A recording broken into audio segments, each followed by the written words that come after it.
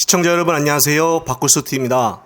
미국의 대표 일간지이자 세계 여론에 큰 영향을 끼치는 언론사 뉴욕타임즈가 윤두창이 5박 7일간의 미국 국빈 방문에서 바이든 대통령의 환대를 받고 귀국길에 올랐지만 한국에서는 이와 다른 분위기에 직면할 것이라고 전망을 했습니다.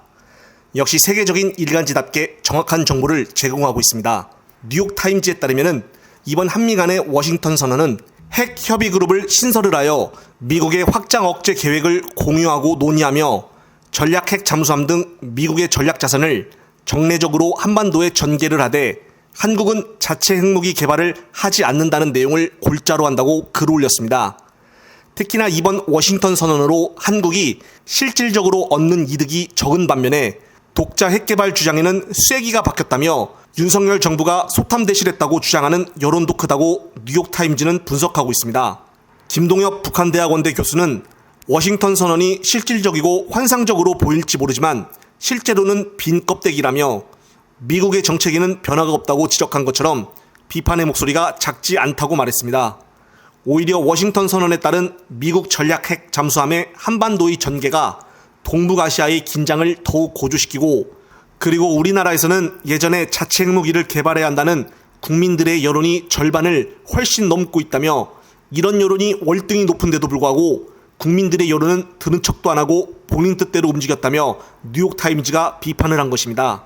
한편 많은 한국인이 특히 일자리 감소로 어려움을 겪고 있는 젊은 세대에게는 북핵보다 더 시급한 문제는 경제라면서 이번 한미 정상회담의 결과는 미흡하게 받아들여질 수밖에 없다고 뉴욕타임즈는 지적을 했습니다. 최근 미국 인플레이션 감축법과 반도체 과학법으로 한국 기업이 불이익을 받을 것이라는 우려가 쏟아졌는데도 불구하고 이번 한미 정상회담 공동성명에서는 긴밀한 협의를 계속하겠다는 언급만 나왔다고 이를 비판했습니다. 존 딜러리 연세대 국제대학원 교수는 한국 젊은이들은 유니불은 아메리칸 파이 가사는 몰라도 인플레이션 감축법은 안다고 꼬집었다고 뉴욕타임즈는 덧붙였습니다. 이번에 실린 뉴욕타임즈의 기사처럼 윤두창이 5박 7일간 미국에 다녀오면서 실질적으로 우리나라가 이득 본 것이 무엇이냐고 물으면은 제대로 대답하는 사람이 몇이나 있을지 궁금해지는데요. 남의 나라 언론사가 우리나라 국민들을 걱정하는 이런 개탄스러운 일들이 벌어지고 있습니다.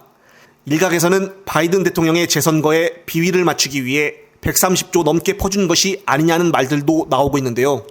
미국을 갔다 오면은 그동안 대통령들의 지지율이 저절로 올라가는 경우가 태반이었었는데 이번에는 그럴 기미가 보이지가 않고 있고 특히나 우리 국민들이 미국에 갔다 온 것을 그다지 반기는 사람도 없으므로 국내 여론은 이번 방미로 반등할 기회는 보이지 않을 듯합니다.